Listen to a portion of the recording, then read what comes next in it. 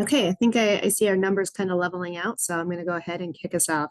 Welcome, everybody, to the first 2025 behind the scenes of the year. We're very excited to be bringing you team members from 901 West Division who are going to share a little bit about the work that they are doing out of that really unique and robust location. This is a monthly program brought to you by the HR Employee Engagement Team, where we learn about the different teams and projects and initiatives that help CTA move Chicago. My name is Lindsay Estupinian, and I'm your host for today's session. I want to introduce my panelists, and so I'll go ahead and call your name and ask each of our panelists to tell us your name, your title and department, and how long you've been at CTA. So let's start with Cindy Bravo. Good morning, Cindy Bravo. I'm the Senior Manager of Supply Chain Operations. I have been at the CTA for 35 years now. All right, thanks, Cindy. Tasha? Good afternoon. I am Tasha Smith, Senior Manager of Supply Chain Operations. I have been at the CTA for almost 9 years. May is going to be 9 years for me. All right, and Michaela? Hi, my name is Michaela Mazza. I am the Project Coordinator of Supply Chain Operations, and I have been with CTA for 4 years. Okay, thanks, Michaela.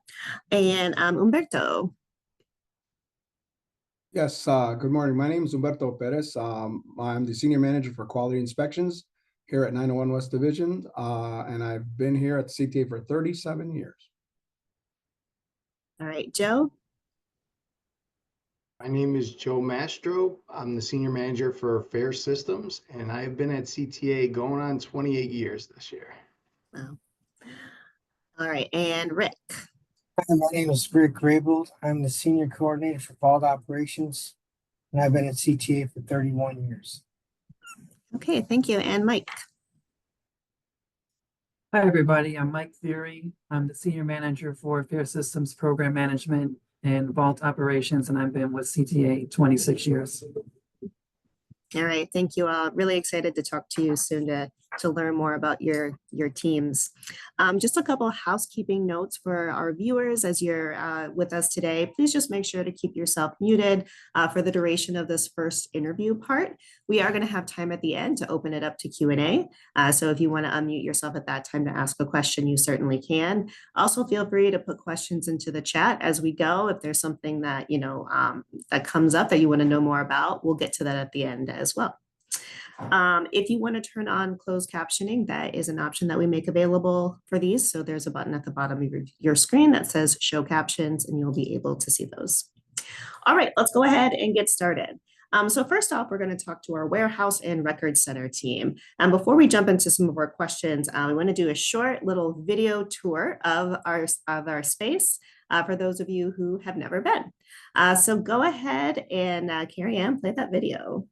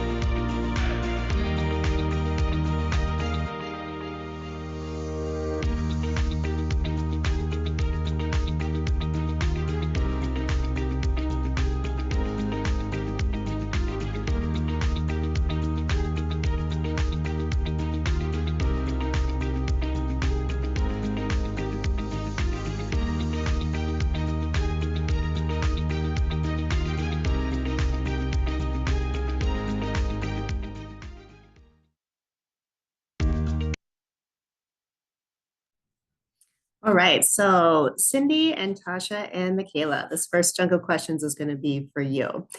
So tell us first, what is the mission of the Warehouse and Record Center? And then give us an overview of your team. How many people do you employ? What are some of the positions there?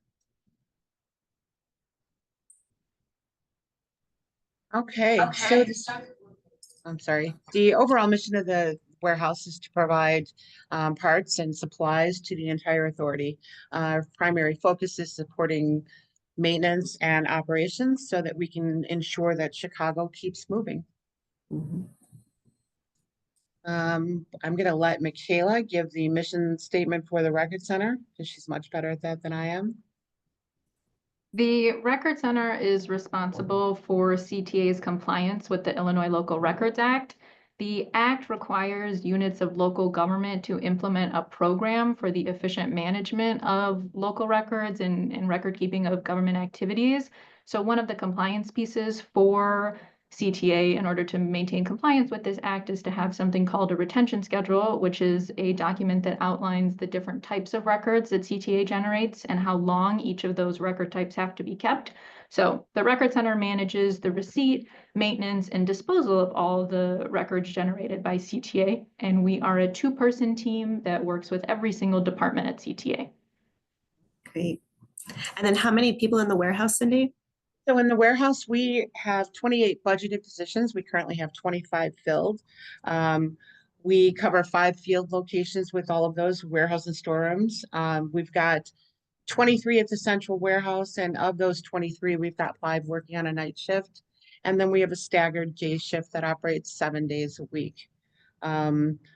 The night shift consists of, shipping and receiving or shipping out materials and picking materials. The day shift is more receiving, picking, counting.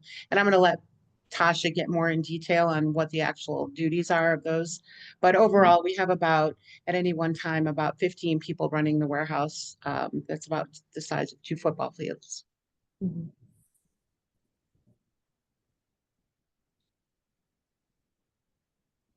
Tash, All right.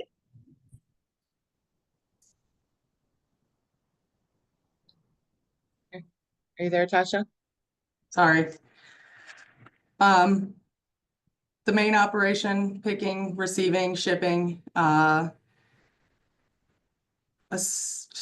we pretty much hold everything. So, whenever people ask, yes, we hold truck assemblies for trains, but also, the toilet paper that we issue out to every location within the authority. It's a unique facility because of the material that we hold, which, transmissions, the giant bus windshields. We have just a wall of just glass that's, various size windshields, windows, side panels, everything that you can think of that goes on the buses and rail cars is there, plus all of your basic consumable items such as paper, water, toilet paper. You saw all the water in that video. Mhm. Got it. And how do you, in such a huge space, the size of 2 football fields, where you have all of these different types of items, what do you use to keep things organized in this huge giant space? And what are some of the tools or technology that you all are using to help you keep track of everything? We actually use RF scan gun technology for Napa and CTA inventories. That's pretty much how we keep track of everything within the warehouse, within each separate inventory. Great. And you mentioned Napa. So tell us, what is Napa and what is CTA's relationship with Napa? And yeah, how are you all connected? So Napa is our third-party vendor, and they're responsible for procuring most of the items that aren't rebuilt at our heavy maintenance facilities. They hold the bulk of the items that we sell on a daily basis here, and we are responsible for the oversight of Napa and approximately $44 million of CTA inventory and $43 million of Napa inventory, which supports vehicle maintenance, facilities maintenance, infrastructure, operations, et cetera. Mhm. Got it. So the both kind of sets of inventory are stored in the same space. Yes. Mhm. Got it. All right. What do you all do to ensure the safety of your employees when they're, getting and handling these giant, pieces of material sometimes, or some chemicals, I imagine, in some circumstances. So what are you doing to make sure that they're doing their job safely? So all of our employees are certified in operating material handling equipment. Obviously, that's the most critical component of moving some of these larger items. They all go through safety training, and we actually have designated zones within the warehouse. So if there are non-operating employees that are out on the floor, they know where they can be, where it's safe to be. And then we also highlight a lot of the rules within the CTA safety book throughout the warehouse. So it's in everyone's face all the time. Great. What do you all want CTA employees to know when they need something from the warehouse? So I have an event coming up and I need a bunch of water, or I need this, that, or the other thing. What do you want me to know when I'm putting in those orders? The more heads up we can get, the better. Just because there are so few people managing this large operation. Really clarifying what you want.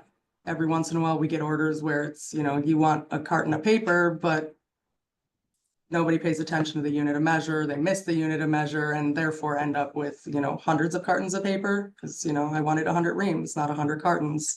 So, just paying attention to the unit of measure and reaching out to us if you have a question about, what is this unit of measure? What does pack mean? Is that 2? Is that 5? And then also clearly defining where your material needs to go, because we have so many different locations that we ship to that we want to make sure you get your material when you want it, when you need it, and not have to reroute it or something like that because of a mistake in the location that you're sending it to. Basically, water events like that, we're always going to have material on hand, but when it comes to more specific items, we don't always hold those. So, our inventory is really based on the historical usage of the items. So if you're ordering something that's a little more unique, as opposed to water or paper, a heads up would be very helpful so that we can prepare and make sure you have your material on time. Great. All right, thank you. I want to shift us over to the records side of the house now. First of all, to kind of a point of clarification, because I've heard you all referred to as a record center. At times, I've heard you referred to archives. And so are those things the same? What is the relationship? Is it the same word for this, or two different words for the same department? Can you clarify a little bit on that side? Yeah, of course. Organizationally, the Record Center is situated within the supply chain department. The archive is part of the Record Center, and the idea to build an archive actually came about during a project that we were conducting in the Record Center, where we discovered all of this old historic material. The difference between the Record Center is that the records being stored in the Record Center are being stored for a specific amount of time per the CTA retention schedule. So the records in the Record Center are being kept because it's a legal requirement. We've got about 30,000 cubic feet of records in the Record Center, which, if you're familiar with what a banker's box looks like, you can imagine 30,000 of those. The archive and the material in the archive just has enduring value to the agency, which means that it's important to the history of the Chicago Transit Authority, but we're not keeping that material because it's required by law. We're only keeping it because it's important to the agency's history. Got it. And how many items are in those archives? You said 30,000 cubic feet. Do you have a number of how many individual items is included in that? No way. That would be so many pieces of paper. There's no possible way for me to know how many pieces of paper that would be. And how are you keeping track of that huge amount of inventory and papers? Yeah, and for every single box that we get to the Record Center is part of what's called a box series number. So that identifies a shipment of records coming from a particular location at a particular point in time. So you've got a box series number that identifies where the records are coming from, and then people are required to fill out what's called a transmittal form, which is basically an inventory of the types of records that are inside of each of those boxes.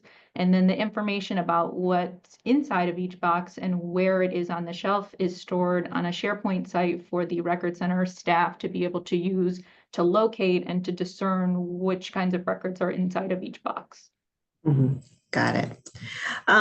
Can you kind of describe the process of organizing and maintaining these records as you're receiving these shipments? Like, how are you figuring that out?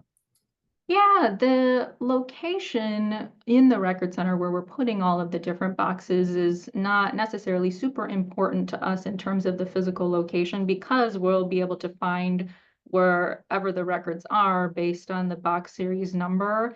And we'll know based on like our database inside of SharePoint where something is at. So in terms of the physical storage, there's no particular order. We don't have all records from the law department in one location and all records from rail operations in one location, because we can't always predict what time of year we'll be getting records from particular areas. So it would be a lot of reshuffling, but otherwise the information is organized in the computer by record category. So record types that are on the retention schedule, you can think about that like an inspection report or an attendance record or an administrative file, because that's how we have to report the information to the Secretary of State. It's not paper by paper, it's volume of record type. Great. And go ahead and I know that you've got some really cool things there in the archives section specifically. So can you tell the group what is one of the most interesting or unusual items that you've come across as part of CTA history? Or do you have any favorite discoveries that you've come across along the way? Yeah, one of the most interesting things that I've encountered in the archive is a memo from 1970 regarding CTA women being permitted to wear two-piece tailored pantsuits.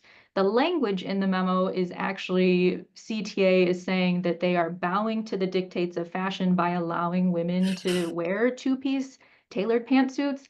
And it's just really interesting to think about the wording and the context in that time period and the way that people may have received that information, the culture inside of CTA, the culture at large, socially, the way that CTA used that language, right? Bowing to the dictates of fashion as opposed to women just wearing whatever they want because they can.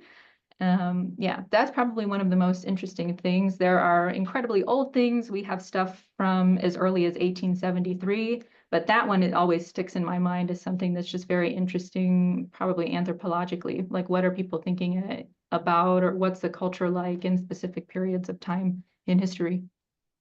Yeah, that's really cool. Okay, and you guys all sent a really cool video out earlier this week about all the work that has been accomplished in the Record Center in the last year. So I want to share that for the team, everybody on the call, for those who did not get to take a look yet.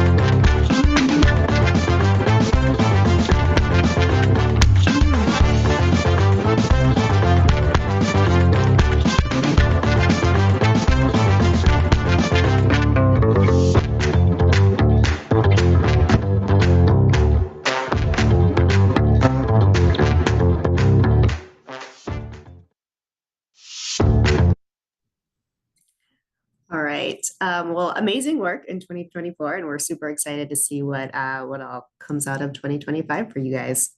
Okay, now I want to shift us over to our next group. So thanks to Cindy and Tasha and Michaela for answering those questions about the Warehouse and Record Center. Again, if anybody has questions about that team, feel free to throw those in the chat and we'll return to those at the end. But now I want to shift us over to quality inspections and Umberto. So Umberto, give us a brief overview of quality inspections. What does your team do? What is your team responsible for at 901?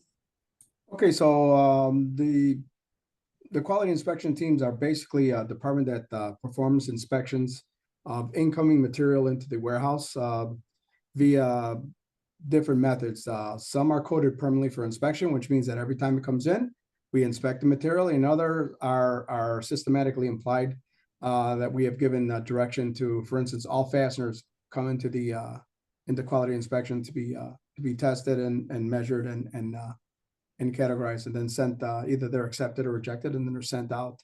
But we perform the inspections via established criteria. In certain cases, it could be CTA drawings, CTA specifications, industrial standards, detailed item descriptions. And depending on how that criteria is derived, that's how we know the level of inspection that has to be, that item or material has to be inspected too. When you say items like fasteners, for those of us who are not in your line of work, what do you mean by that?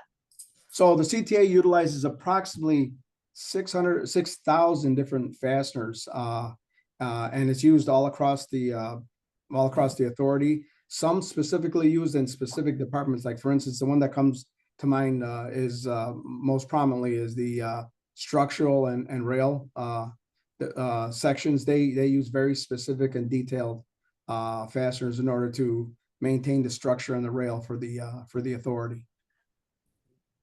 All right, thank you. How big is your team and who's on it?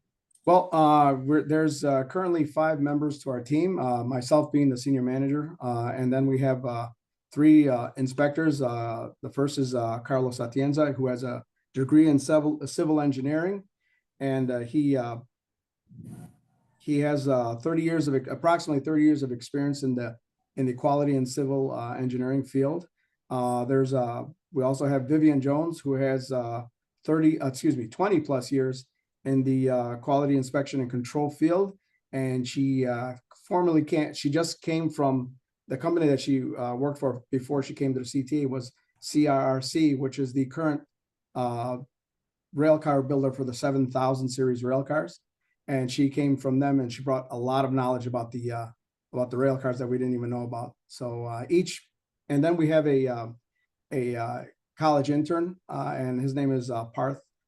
Excuse me, I'm sorry, I also forgot Indalecio Patino. He's another one of our inspectors who has 20 plus years of experience in the quality and laboratory inspection for fasteners, and in the industry. So he brings to the table a lot of knowledge, especially investigative knowledge to the team also. And then we have our year-long intern. His name is Parth Lohankari, and he's currently finishing his master's degree in mechanical engineering at the university at UIC. Great. And so tell us a little bit about your department and the role in the everyday functioning of CTA. Why is your team crucial to our operations? Okay, so our department inspects safety critical parts and components which are necessary for the day-to-day operational maintenance of the bus and rail revenue vehicles. We also perform inspections for the structural and the facilities of the authority. This department assures the safety critical parts and materials are being inspected and must meet an established criteria that is specified by the CTA to ensure the safety of the riding public. Great. And when we were chatting before, you mentioned something to me about why it's personally important for you, the work that you're doing, right? So can you share that with the group? Oh yeah, so I tell all of my inspectors that the importance of the material that's being inspected here is for the riding public, and it's a personal. To me, it's a personal quest for me, is because of the fact that my mom, 83 years old, and she'll be 83. Excuse me, she'll be 83 this Saturday. She still rides the public transit all the time. My daughters also use the transit system. So to me, it's a personal thing, because not only am I looking out for the safety of the general riding public, but I'm also looking out for their safety to me, that's a more personal request for me than others. But we should all consider that everyone's loved ones, mothers, fathers, daughters, etc., are riding these vehicles, and we want to keep them safe, and we want to get them from point A to point B in the safest and cleanest manner we can. Great, thank you. Tell us a little bit more about some of the types of items that you inspect, and who are you inspecting these things for? What departments are you working with in that? Okay, so approximately 80% of what we inspect here are the fasteners, the various fasteners that are utilized throughout the CTA. We also, the other 20% or so, there are many different types of parts that are casted, stamped, turned, and most of the glass that have CTA drawings attributed to them, we inspect those also. We also inspect vulcanized rubber and plastic parts that are utilized on the bus and the rail cars, and we have 6 different levels of inspection, and depending on the criteria, that determines the level of criticality and safety on them being inspected. As far as what departments do we inspect these items for? We inspect parts and materials used throughout the authority. Again, the departments that we interact mostly with are the technical services and support departments, such as rail engineering tech services, bus engineering tech services. But we also inspect items for facilities and structure and rail maintenance areas of the CTA, of the authority. Great. And do you inspect every single item that comes in? No, that I get asked that a lot. So we and I'm reading off a chart that I had made for this specific answer. The CTA has approximately 76,000 individual active item numbers as of 2024. We performed 3,780 inspections, which equates to the total receipts, which is 15,177. It equates to about 24.9% of the delivered items to this warehouse. All right. So it would be impossible to inspect everything. I would need a team of people of 100 or so, 8 hours a day, 7 days a week in order to do that. And I don't think they're going to give me that kind of a budget. Yeah, well, and not everything needs to be inspected. That's as correct. you said That's to me, correct. like cases of water don't need to be inspected, right? A rat trap doesn't need to be inspected. Although we were asked to inspect them many years ago.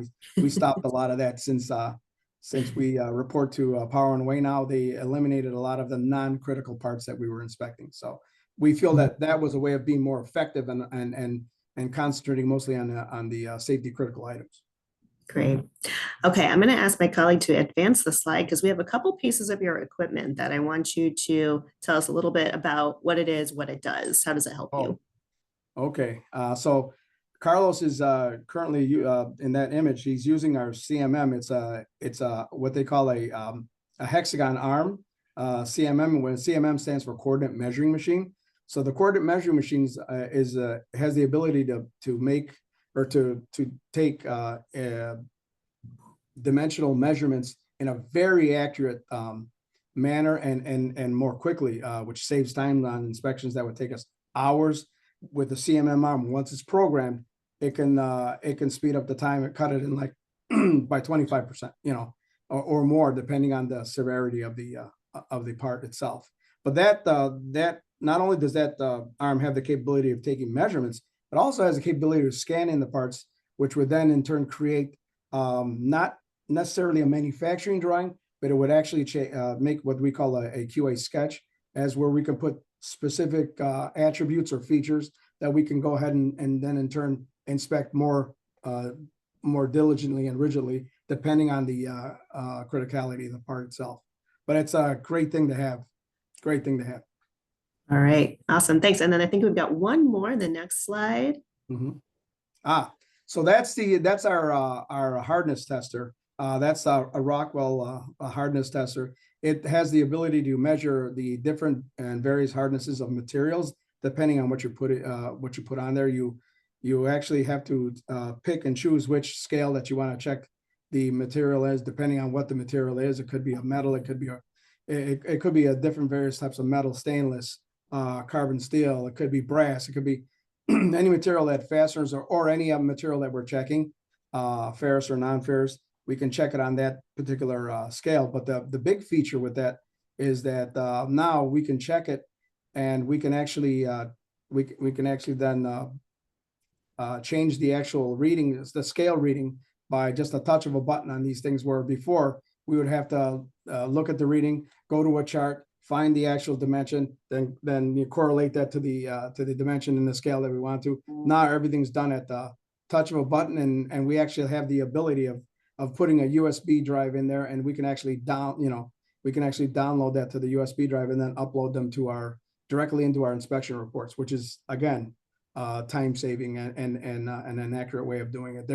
The error of the actual inspector, let's say manually putting in the wrong number, is now gone. Got it. Okay, But great. may I, Lindsay? The one Yeah, next go to it, the one next to it, the Wilson hardness tester next to it, that machine was already here when I got here in 1988. So that's got to be 40 years old. And there's absolutely nothing wrong with it. We still use it to this day. The only problem is that we were told, because we have a contract to maintain and fix some of these products, we were told that the parts for that particular machine are no longer available. And we probably, if it broke down, we would never be able to fix it because there are literally no parts for that. So that's why we had to upgrade. But I still maybe it's because I'm sentimental, I still use the older machine more than the newer one. That's amazing that it's 40 years old and still Yeah, going strong. It works perfectly. There's nothing wrong with it. And the actual owner of the calibration company who comes sometimes and does that, he says, man, these things are workhorses. But unfortunately I can't get parts for you on this. If it were to break down, I couldn't even begin to repair it.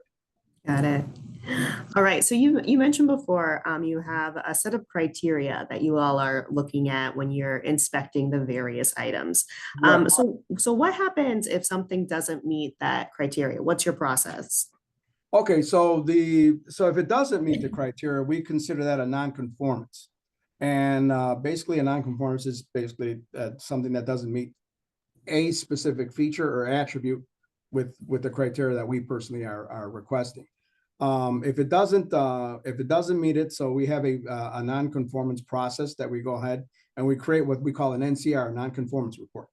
The non-conformance report, if the material is not usable, if it can't be utilized in any way, shape, or form, we fill out the report, we send it to our third-party provider, which again is NAPA, and then they will in turn go ahead and take the material or whatever we're having, and they have the option to send it back to the vendor or dispose of it at their, because technically the material is still theirs until we go ahead and accept it and it goes into stock, and then we take it out of stock. That's when it becomes CTA property. So that's a simple rejection, something that we can't use. In some instances, though, there are non-conforming issues with the material, and that don't necessarily affect its performance or fit, form, or function. So what we do then, in that case, I have the discretion to request what we call a technical review. And we'll again create the NCR because it's still non-conforming. We won't accept it, and it goes into the NCR process, and then we send it to the applicable tech services, or in some cases into the using area, and ask them to perform a technical review on that material. So once they do that, we send it to them. The departments will perform their technical evaluation on the item, and then they'll determine if the part is usable as is, or if the material needs to be returned for replacement. If it's acceptable as is, in some cases, but because of our NCR, there are certain aspects of the established criteria that has to be either changed or updated. And in those cases, we create what we call a CCR, which is a criteria change report. And then that in turn we use that in order to document and accomplish the changes or the updates in drawings, specifications, or item description, depending on what it is. And that's been awfully useful because all that is documented per our quality processes. And then we're able to keep that in historical retention and upload that to the individual inspection. Then we have it, so if something happens or something in the future, they ask, hey, why did we change this or why did we do this? We have all that here to provide to the technical and or outside departments like the Department of Transportation, UMTA, the NTSB, whatever the case may be. Hopefully it never happens, but we're prepared to do that. Got it. All right. Thanks so much. Okay. Thanks so much, Umberto, for Sure. sharing what your team does.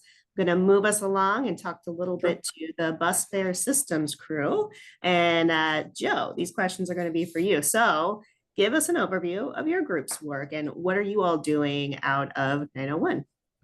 All right, so we'll start with 901. 901, we have our main shop here. So right now we do the majority of maintenance and repairs on the current cash collection system that's out on at the bus garages. So I have at all garages, we have technicians.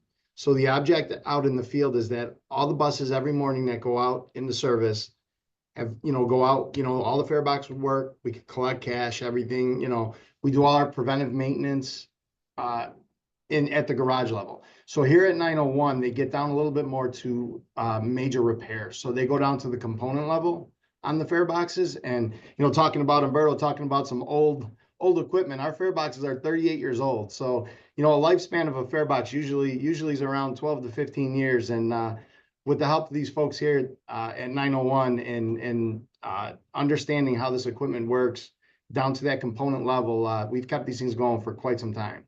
And we're kind of in a transition now, and I'll get a little bit into that a little later, but we are switching out all these old fare boxes to brand new ones. So ultimately here at 901, it's unfortunately a lot of the folks here had retired this year because of this new system, and we're about 75% of the way done with our installation.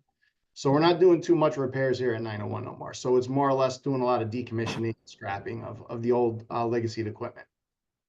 Okay, great. Carrie Ann, can you go to the next slide, please? Because I want you to talk a little bit about what we're seeing here. Yeah, so some of this is, well, I can tell you that the one all the way to the left is the GenFare. That's the GenFare fare box that we're replacing. So that's the fare box that's roughly about 38 years old. The rest of them, I can barely comment on because it's well before my time. I think it's the third one of the brown ones on the end. That's the Duncan. So that one was the predecessor to the GenFare fare box, which started out as all a mechanical fare box. And then, we have an ancient, like the GenFare is more of a electromechanical type box, a little bit of both mechanical, electronic. And our new system, which you'll see a picture of as well, the new system is going to be pretty much just the new technology of the fare systems and cash collection equipment. Great. So tell us how your team, how the work that you all have done has changed over the years and what you've been working on most recently. So going from this old registering fare box, so the current fare box right now, like the GenFare fare box is registering. So ultimately, if someone puts $100 bill in the fare box, it's going to count it as one. So we're moving on to a validating fare box, which now can identify your ones, 10s, 20s, and 50s. And, for the agency, it gives us a lot better and more accurate data. So, I mean, this new system is going to be more technology and more data driven. So it's a pretty tough transition going from, I don't want to call it a dumb box, but a box that, really can't tell the difference between a 1 and a 5 to a fare box that, hopefully when this is all said and done, I'm pretty sure when it's all said and done that the data is going to be very more accurate and a lot better to use for the agency. Mm-hmm. How long has the current project been going on, and how far into it are you? Well, I could start with our first test. Our first test at Chicago Garage started back in May of last year. I mean, as far as creating the contract and planning and all that stuff, I mean, it's been going on for almost 2 years now, if not longer. But ultimately, we've installed our first box a little less than a year ago at Chicago Garage. And we've completed at this point 5 garages. We're moving on to 74th. So we're about 75% of the way through with our fleet, with the installation of just the fare boxes. Now, it's not just the fare boxes that we're upgrading. It's all the vaults, which we call CRS's cash receiver system. And, the data system and, it's an entire cash collection system. Okay, I think I've got another slide, another photo that, so this is one of your employees. So tell us about some of the positions that have been on your team. I know you said you're in a kind of a transition period. Several folks have retired. So what is he working on right now? And so right now he's working on an old GenFare fare box. So ultimately what we're doing now, since we're doing these installs on a daily basis. So all these fare boxes, all the old Genfair fare boxes are coming back to 901 and we have to decommission them all. So we have to pull all the electronic parts out so we can scrap them separately than we do the metals. And so the folks that I have left here at 901 are usually doing all the decommissioning. There's very few repairs they need to do left. We have such an excess of fare boxes from pulling them off and installing all the new ones that we really don't need to do any repairs. So what the ones that they get and we rotate back out in the field, we get in, we do a preventive maintenance, clean them and send them back out into the field. But ultimately, what we're doing here is just decommissioning and staff. So we have pictures in the basement of hundreds and hundreds of fare boxes that are going to be scrapped. Got it. All right, let's go to the next photo. Next slide. There All you right. go. So here we go. Yeah, there you go. So I always tend to get ahead of myself a little bit, but yeah, so it's been a task here at 901, receiving all the fare boxes from all 7 garages and then going through every single fare box, removing all the parts and itemizing the parts and then setting them up for scrap. Got it. So how is this the current fare box replacement? So how is that project going to make CTA employees' workload more streamlined and efficient? You talked a little bit about like it's going to be smarter technology, right? But how's that going to make it better for our bus operators? So that's a really good question. So while we were designing the new fare systems, and we're doing a lot of integration with Clever Devices and with Cubic, and we designed the OCU to where the operator, there's less interaction with the equipment and with the operator. So ultimately, if someone puts in a fare, a 250 fare, the system's going to recognize it's 250, it's a full fare, and it'll accept it. And the operator does not have to hit a button. Also, if it's an overage, anything over 250 up to like 301 will be considered a full fare overage. So it could recognize an overage and an underpayment. The system's smart enough to do that. So I think with this system and allowing to take that responsibility away from the operator, we allow them to do their job in a safer manner as well. So we, a driver is supposed to drive. We don't want them integrating, and we don't want them constantly having to touch the fare box and all the screens. It's like an airplane cockpit on a bus. They've got all these different devices, and so it's another interesting thing about this particular system and what we're doing for the future is we're integrating all the Clever Devices in the new Ventra 3 with our fare box. So the operator is going to be able to have a single point logon. Currently, right now, the operator has to log on to the Clever Device, the fare box, and the Ventra unit. So with the integration that we're doing, what the team is doing is we're gonna make it to where they can log on to one device and all the devices on the bus will talk to each other. Got it. Great. Okay, so you guys are you're really progressing through getting all the fare boxes replaced at the garages. You said you're moving on to 74th next. What comes after that? What comes after you've got all the fare boxes? What's up next for your team? So when the fare boxes are installed, we will be very shortly start working on the integration. So we're going to be working on integrating the system, like I just stated, with the single point of logon. We're also with the Ventra 3 that's coming up. We're gonna use our OCU, our operators control unit, and we're gonna integrate that in with the new Ventra 3. So the operator will be able to log on to and control the MV unit with our OCU. So all the devices on the bus will talk to each other. The data, it's going to be an interesting feat, but there's going to be a lot of integration going on. So the Clever Devices in the fare box and the Ventra unit will all talk to each other. All right, cool. Well, I'm going to keep us moving in the interest of time. Thanks so much, Joe. If you've got questions for him, put them in the chat. We can revisit those in a few minutes. But now I want to move on to our final group of the day, vault operations. So Rick and Mike, these questions are going to be for you. So just to start with, tell us about CTA's vault. Why do we have a vault? How many people are working with the vault? What's inside of it? So let's get an overview. We have the vault. Basically, it secures the money inside the vault. At any time we just put the bills in the vault. I think we're between 100,000 and 600,000 is in our vault. And we send it out weekly to different banks. We got tankers in the vault, a scale, sewing machines, and money bags.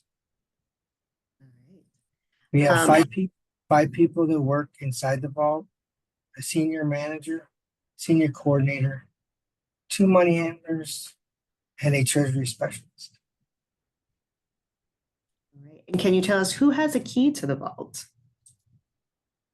I have a key to the vault, and that's locked in my office.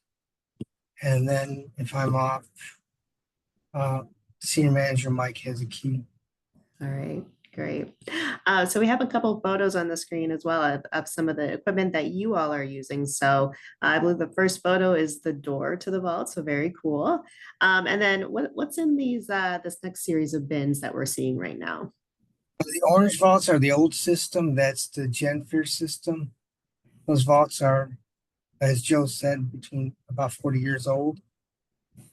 And the next picture over is the new system, the Schein-Bachmann vaults. They're mobile vaults. They roll with wheels and have a handbrake.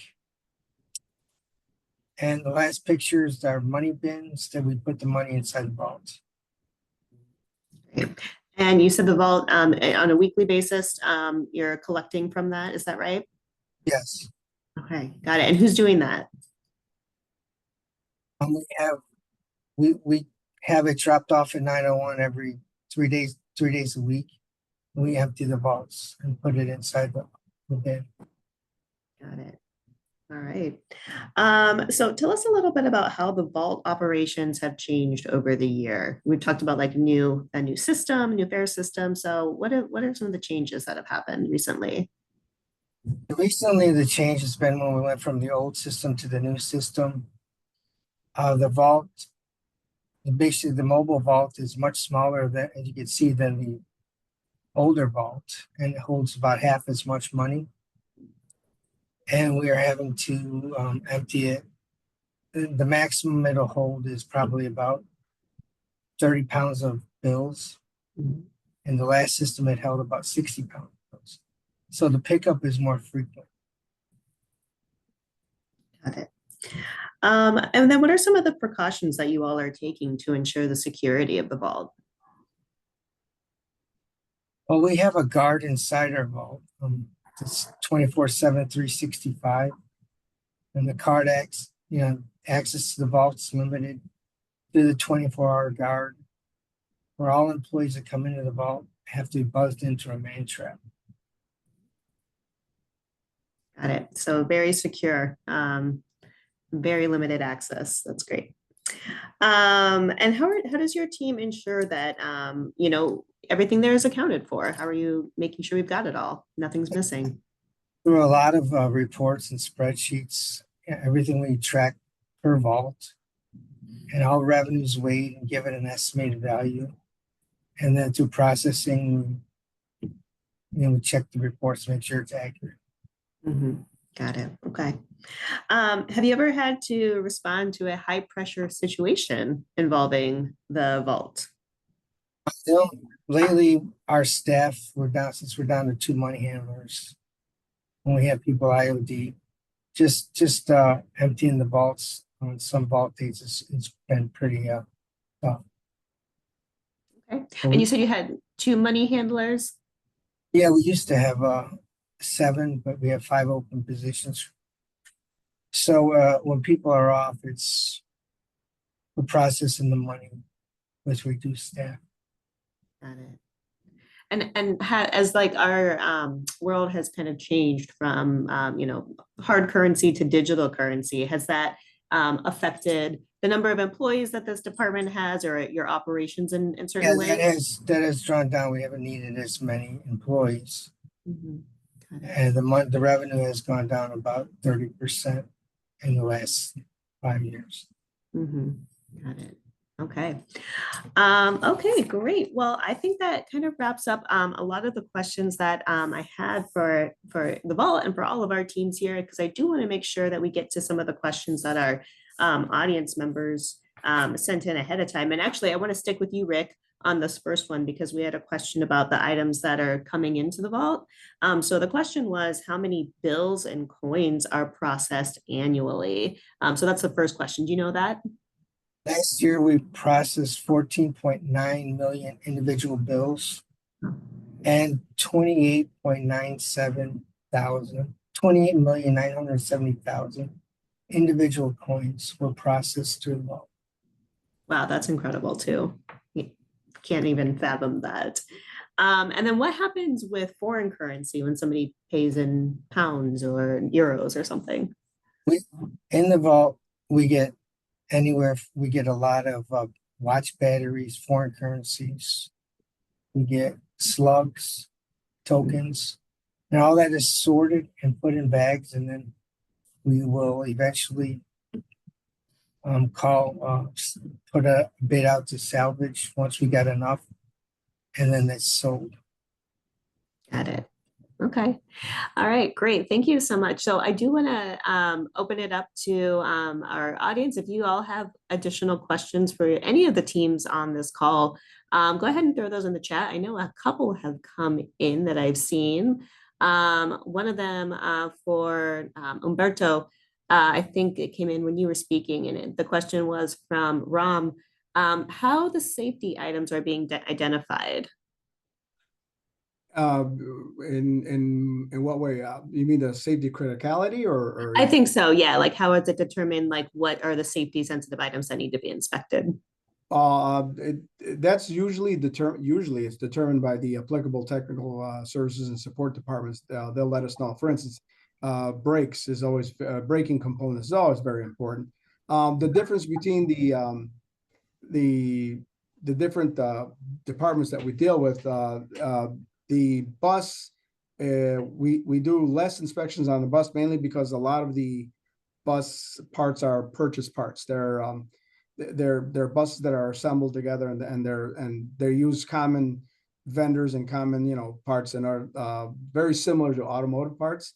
So there's not too many things aside from fasteners. We do all their fasteners. We do that kind of stuff, and for specific things like glass, and we inspect theirs. But the rail, that's more unique because of the fact that the rail cars themselves are unique. There is no other sets of series of rail cars in the entire planet that are made like ours. They're very unique to our system. So as far as the rail is concerned, 95% of the parts on that rail car are custom made parts. So we do in fact inspect more of those products and parts for that.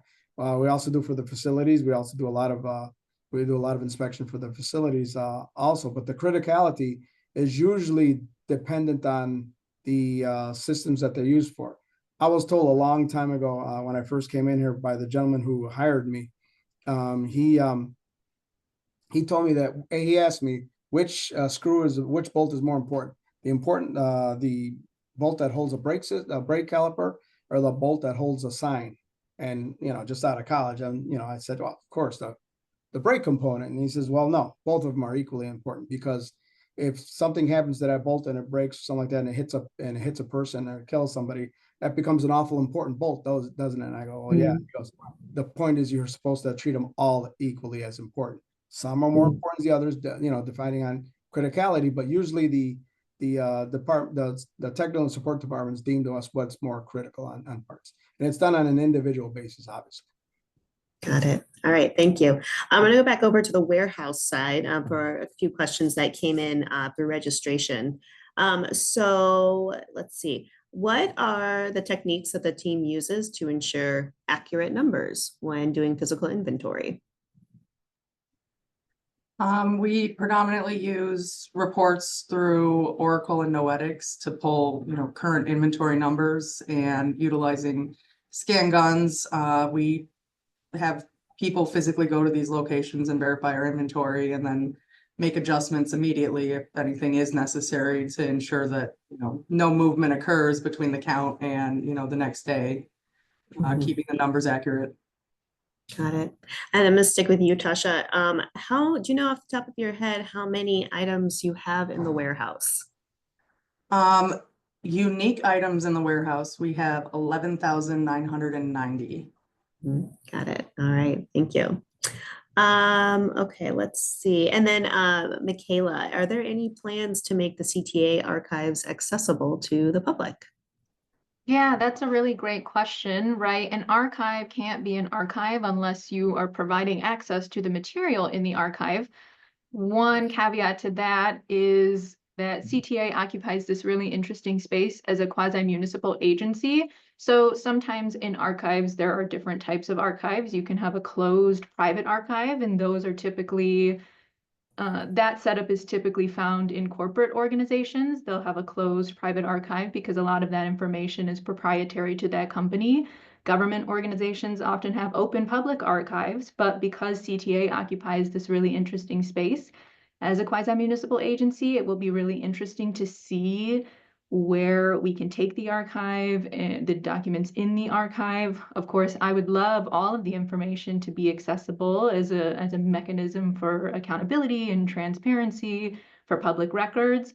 One way that we are taking baby steps to do that is to digitize all of the material in the archive and hopefully make that available, those scans of all the material internally, at least at first, just to kind of see what we can build after that. Great, thank you.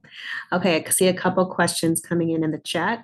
For Rick and the Vault team, is there any special gear that Vault operations wear when handling the cash?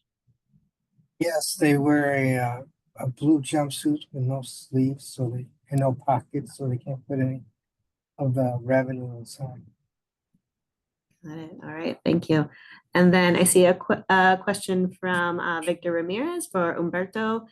He asks, how do you test the barcode strength and if a fiberglass sign at a station is flammable, since we try to avoid combustible signs in the subway due to smoke and burning like a chimney?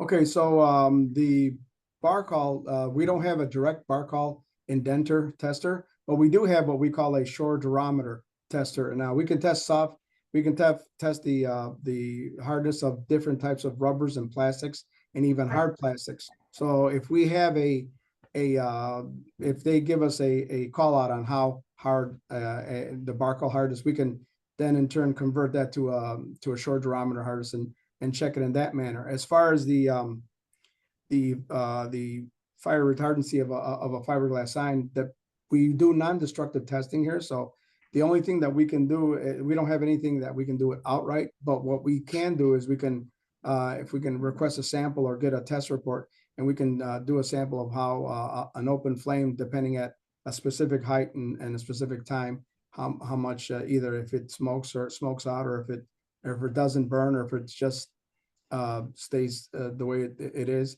we can determine something, but we can't 100% test it. So that would be dependent on the specification or the drawing on how we, meaning the CTA, issue it out and request what we require for that. All right, thank you. We are just about at time, so I am going to shut off our questions. Thanks to everybody who did ask those. I appreciate you all. And let's go to the next slide, Kirian.